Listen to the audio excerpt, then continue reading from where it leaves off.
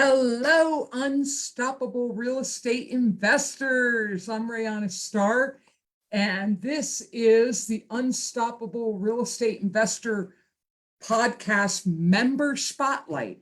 And with me today is one of my clients, Rose Lopez. She's a fairly new real estate investor. And we do this every Friday at noon Eastern in my group, the Unstoppable Real Estate Investor. And so I showcase a member in the group. So if you're interested and you're watching this, let us know you're here so I can say hello. This is a wonderful way for you to get known and for us to get to know each other. And sorry about that. And for everyone in the group to start to get to know each other. These member spotlights are just that. They're just for us to all get to know each other better in the group, so that you can possibly reach out to each other, do deals together, maybe add each other to a buyer's list or say, oh, she's in my area and so, or, oh, yeah, I could work with her. So Rose and I have been working together about 7 or 8 months, 9 months, maybe, Rose? Yeah. And Rose and I met in JJ Azizan's group at one of his networking speaker events. And Rose admitted she was very intimidated by me initially, and yet she reached out to me about coaching.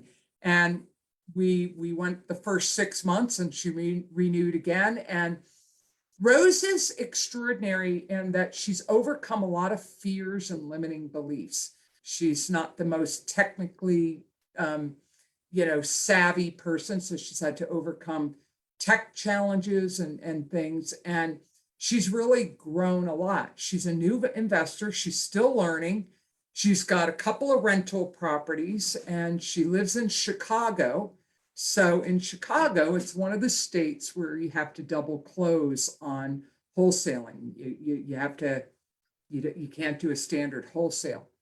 So Rose, I wanted to first ask you about what were you, give us your employment history, what you did before you retired and decided I want to be a real estate investor in retirement. Tell us a little bit about your work history. Well, I never went to college. I went straight to the workforce right after high school, and I went and started working at Time Magazine, downtown Chicago. I loved it.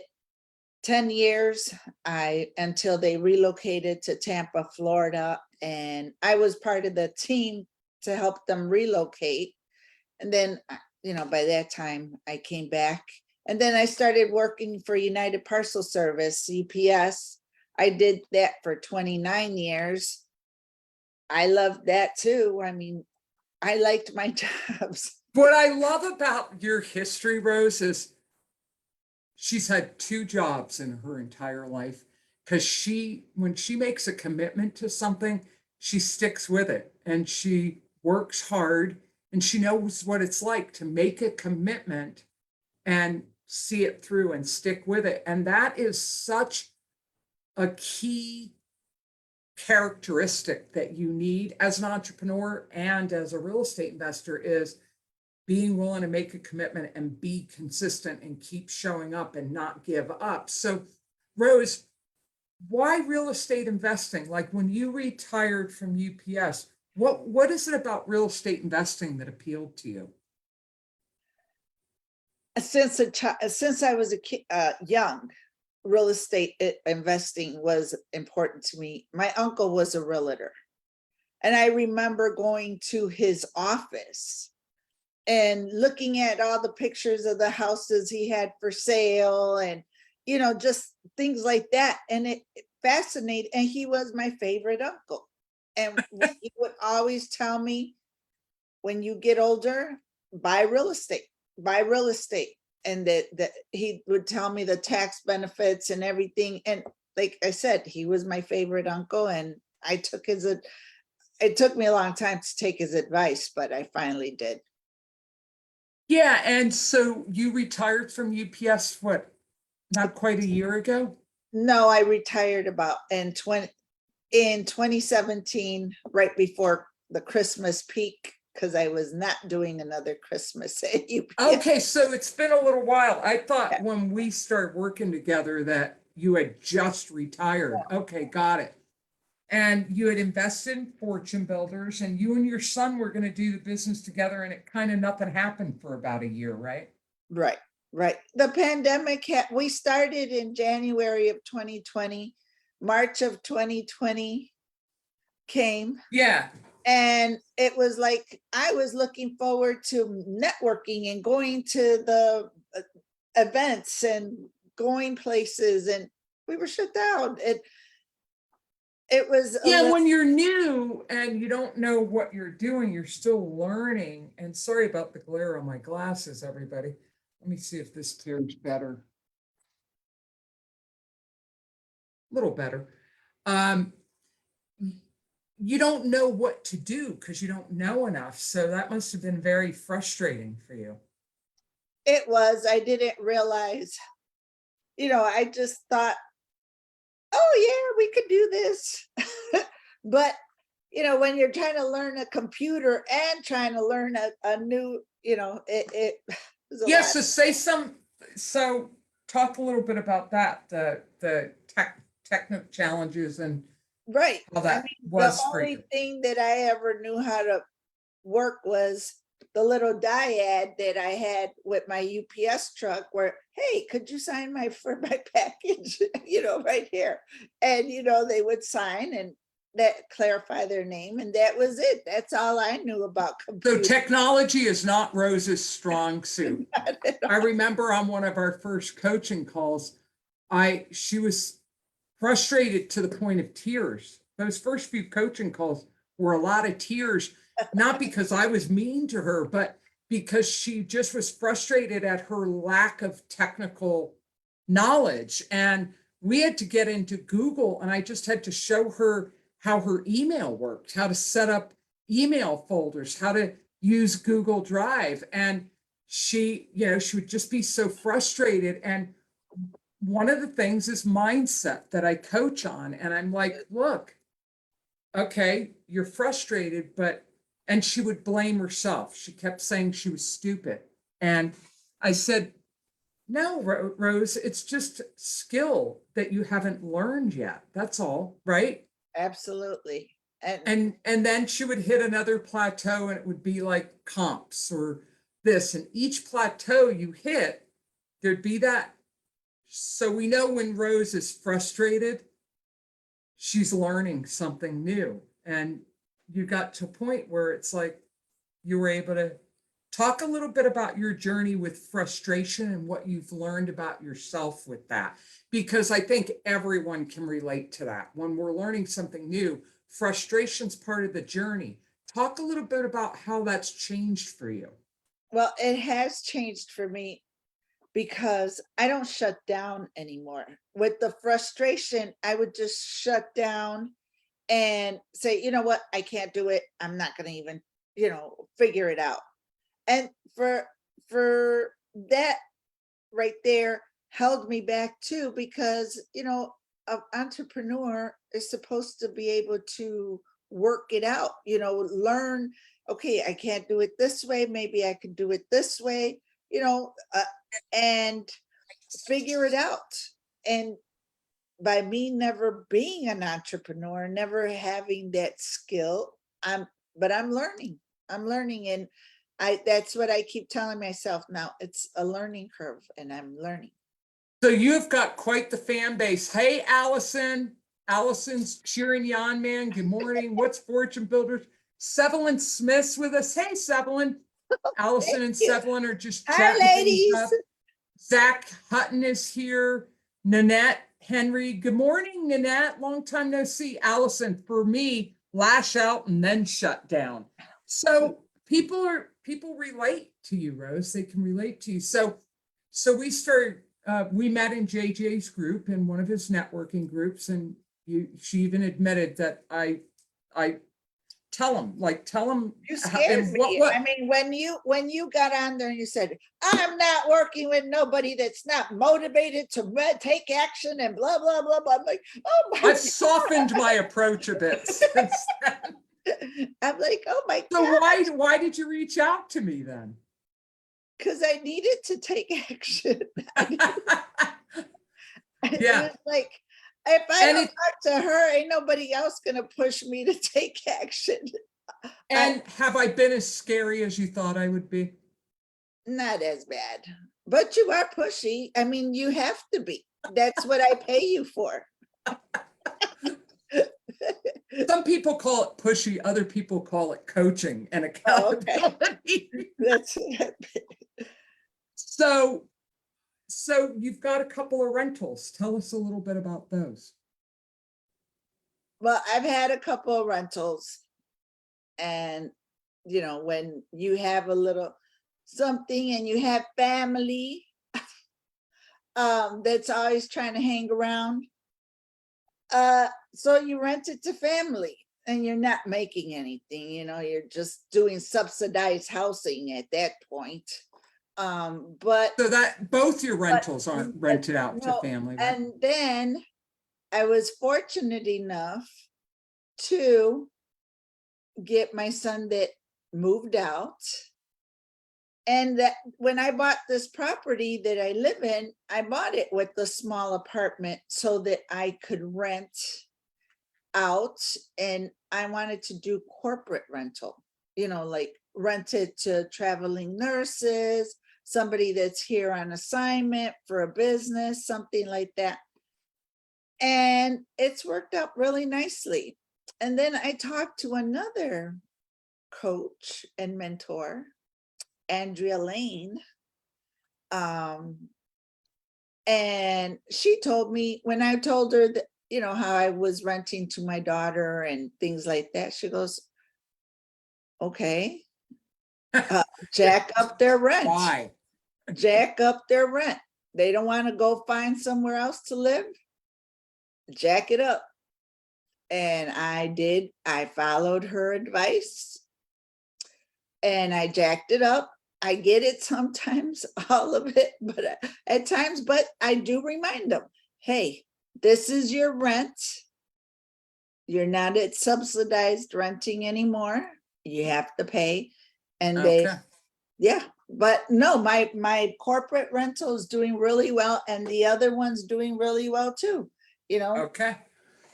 So the next hurdle that we overcame was that you had a realtor, kind of an acquaintance, a friend of yours, and you were afraid of Absolutely. bothering him. I did. Tell us a little bit about what you learned in that process. Because I think a lot of new investors are afraid to bother realtors and they don't realize, look, they're making a really Right. good commission for you to bother them. So Absolutely. talk That about how was, you got over that hurdle.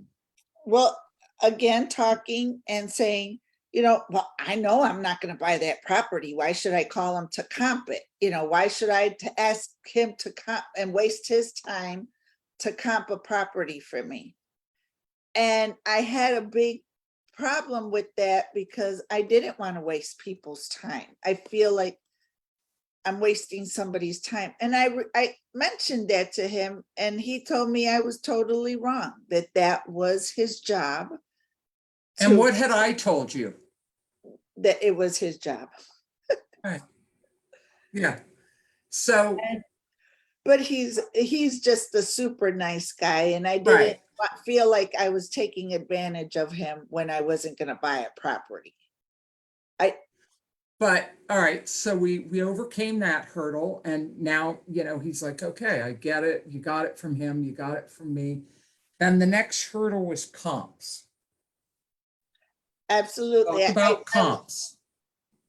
I wanted to understand comps. I could ask Ruben to do the comp for me, but I wanted to understand the process. Because you weren't really getting how ARV was figured Right. out.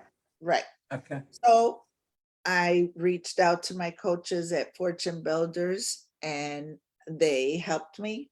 And now I know how I should be doing it more often, but yes, I understand how I could figure a comp out. I could. And we worked on that. We looked at I would assign you a property and then to pull comps, and we would analyze and I'd say, this is why this one's a good comp and this one isn't. This one was built 30 years before. And now how do you feel? And, and then it was, what were the assignments? Right. And then Every you week. realize, right, that was it. And you realize that if you don't know these things, when a realtor sends you a bunch of stuff, they might not even be real comps. If you're now paying attention, like the year it was built, the size, square footage, the size of the lot, a lot of things factor into a comp. What did we do? What did we do for many, many weeks in order for you to learn comps and be confident about them? Keep practicing. Practice.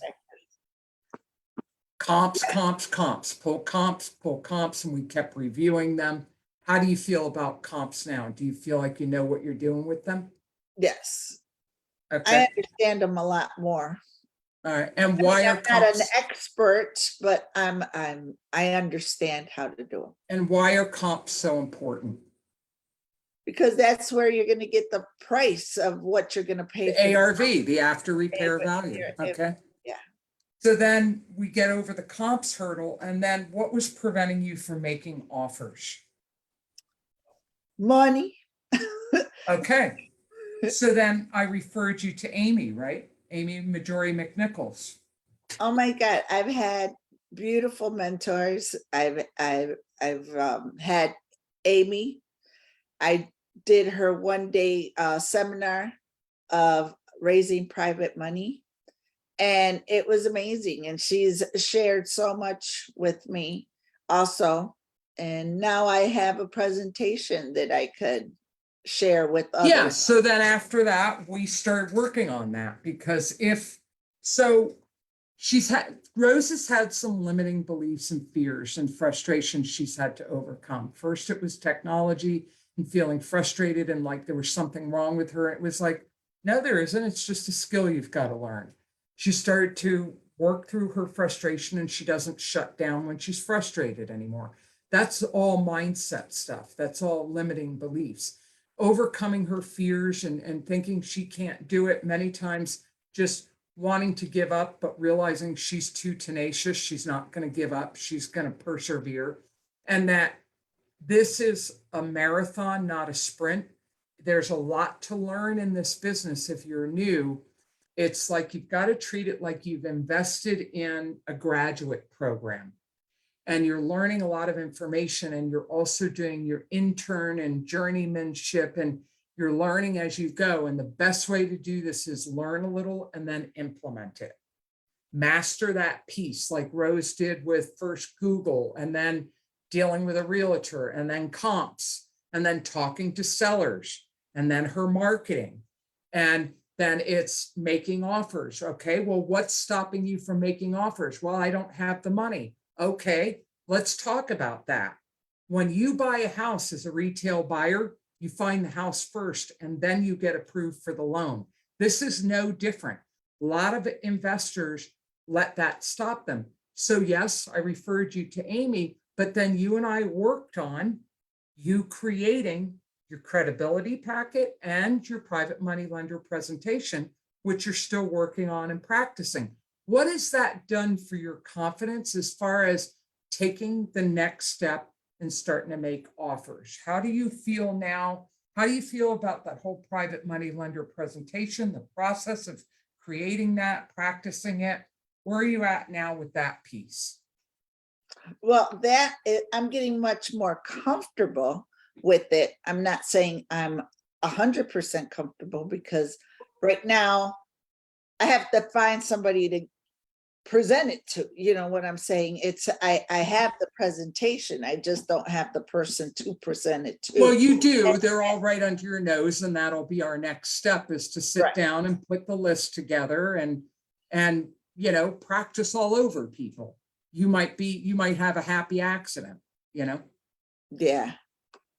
But no, it's been a good, and marketing, when you talked about marketing, I also had another coach right there, Marina Hauser. I took her her $1 million marketing thing. I don't use it like I should.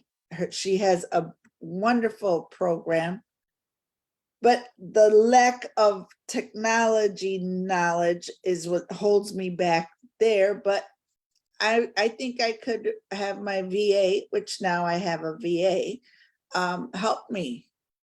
Now, what I love about what Rose is saying here is that she invests in her business.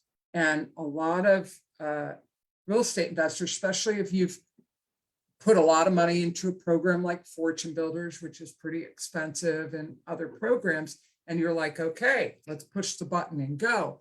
But you're an entrepreneur first, and then the real estate investing is the business that you're in. And what Rose has been great about doing is she invests in her business. She invests in her education. She's coachable. She's willing to try things. She's organized. We're getting her off of paper more and more and getting her more digital, but she's been willing to face her frustrations and her fears. And we've been breaking it down and going at her pace. So it's not overwhelming and just, okay, well, this first call is going to be about Google then. Okay, we'll meet you where you're at. And then she's been willing to, I've been her main coach, but I'm not afraid to refer her to Amy. And then on her own, she's found other resources. Rose is very resourceful, and she's willing to invest in her business, and she's willing to learn. She's got the humility to deal with her frustration and learn, and we go at her pace. Now that you remedial class.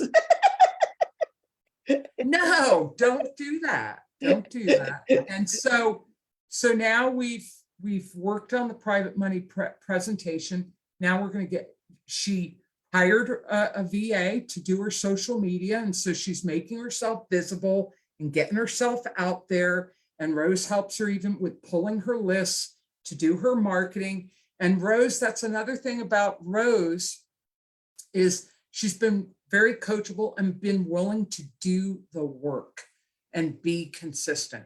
Now she's taken a little break from the marketing because she needed to focus on doing her private money lending presentation. And she was sick for a couple of weeks and all that. So life happens. You don't have to be a machine here, but now, and that's where a coach comes in. Okay, let's just get you back on track. No worries, nothing wrong. Let's just get back on track. So where are you at now, Rose, in your business and what you're creating? Where are you at now? I think I'm at where I actually believe that I could do this. I think that mindset is that I actually believe that I could do this.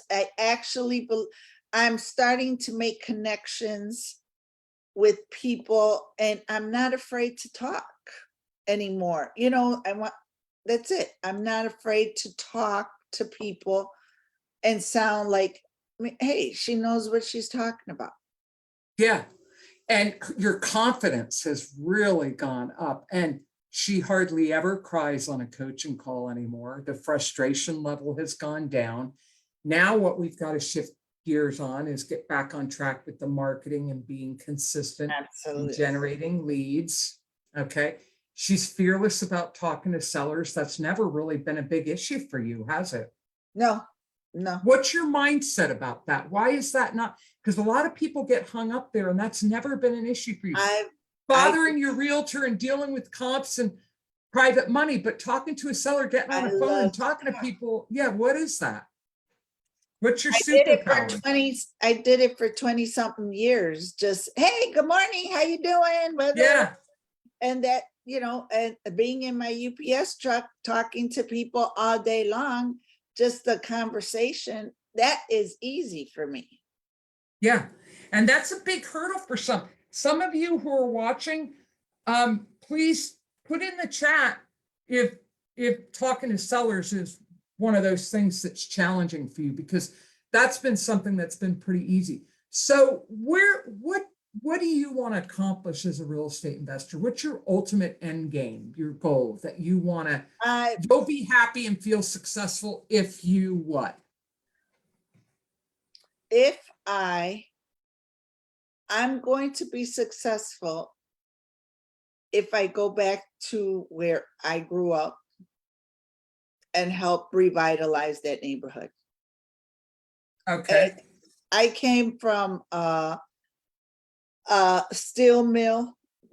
She's in the Chicago area. What Right. neighborhood are you referring to? Southeast, the south side of Chicago, southeast side. It was, All my Chicago people, listen Yeah. up.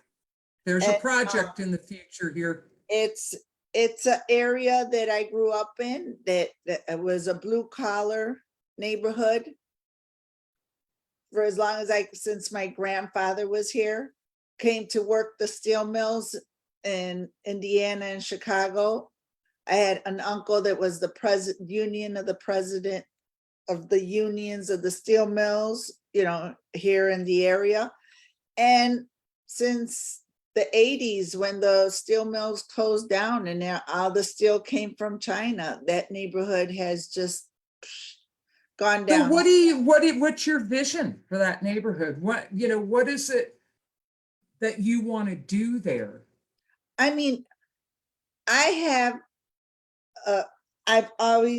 we have lakefront property right there that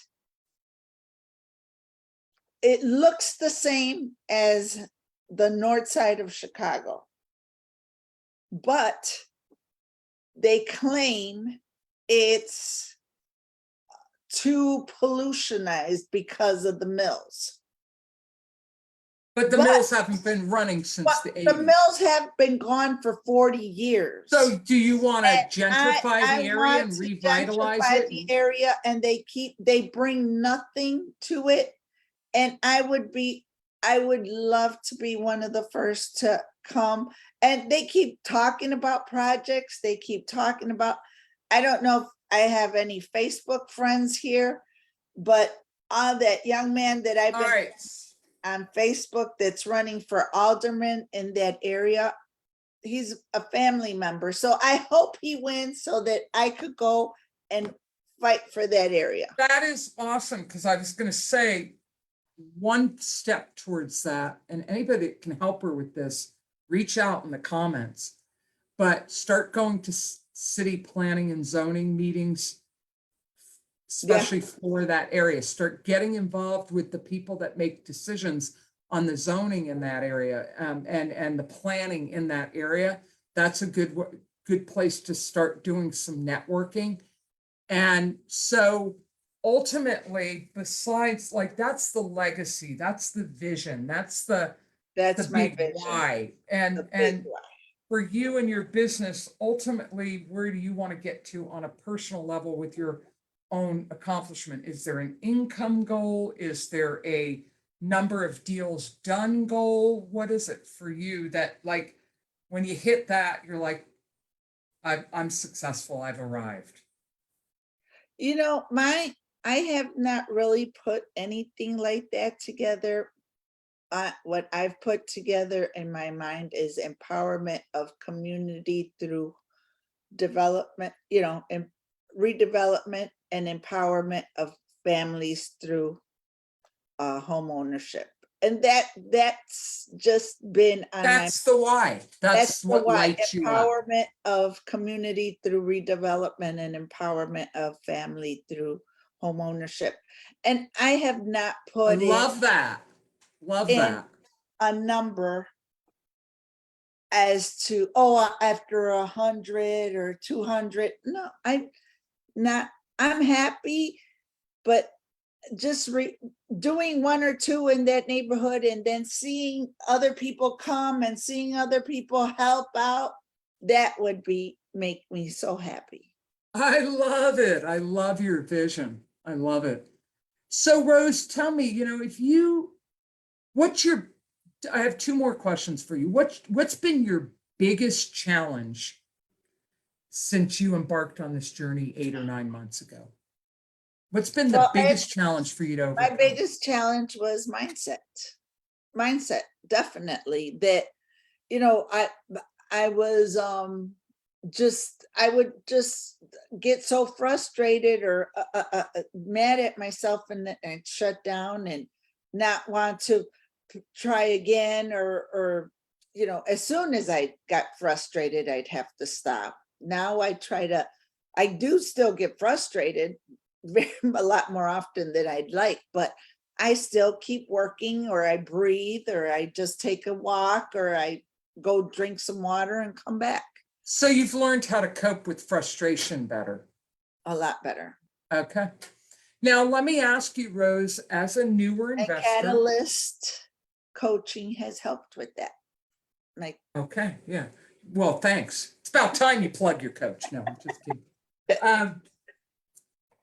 And it's been really fun to watch you grow and build in your confidence and overcome your frustration and not let it stop you and to keep going. And what I also appreciate you is you take action, you do the work, and you're fearless, you're resilient. Not succeeding is not an option for you. You're in it for the long haul. You're going for it. So if you had a rooftop message you could shout from the rooftops for newer investors, and you could just shake them to get them to listen to me, you really got to get this, what would that message be? Just remember that you're not at it alone, and don't isolate yourself. I did that a long time, the first year and a half that I'd sit there and watch the videos by myself and not network with anybody, not talk to anybody. It was, no, you're not alone. There's plenty of help, and yeah, there's plenty. No one succeeds alone, not just in No. this business, but in general. We all need support. We all need help. And Rose, you're a great example of that. So what's next? What's next? Well, I do intend to have something before the end of the year. Okay, so we're going to get something network. under contract before the end of the year. Absolutely. All right, I like it.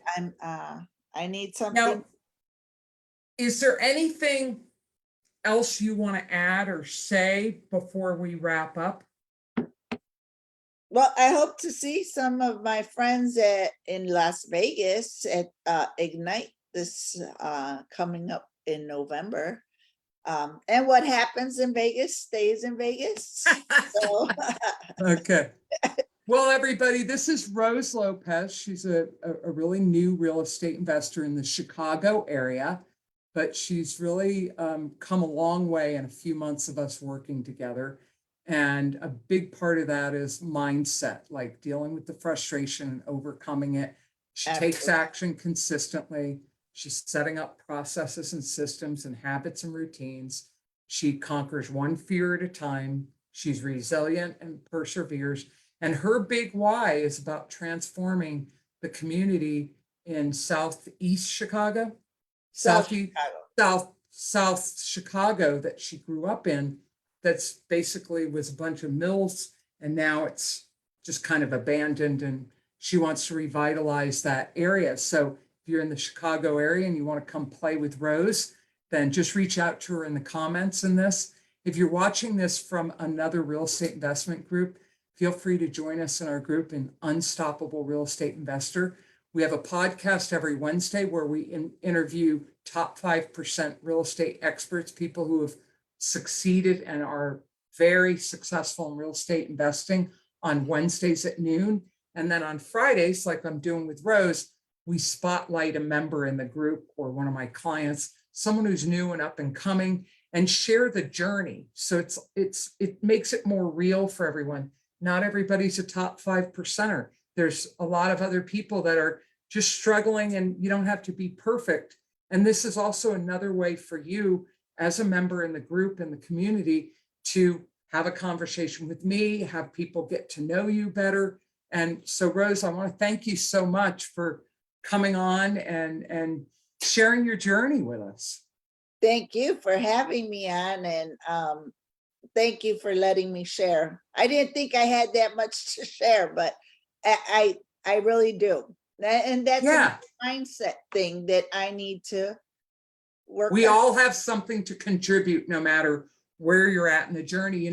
Newer investors can inspire more salty dog veteran investors, maybe a new idea or a new approach or just the enthusiasm. So thank you, everybody, for joining us. Thanks, Rose, for being my guest and such an awesome client. And I will see you all next week for our podcast on Wednesday and Friday next week. We'll be posting who those guests will be, and we'll start sending out emails as well here soon. So thanks, everybody. Have a great weekend and go Thank out there and you. make an offer and get something under contract. Take Bye-bye. action, no excuses, just results. Bye. Bye.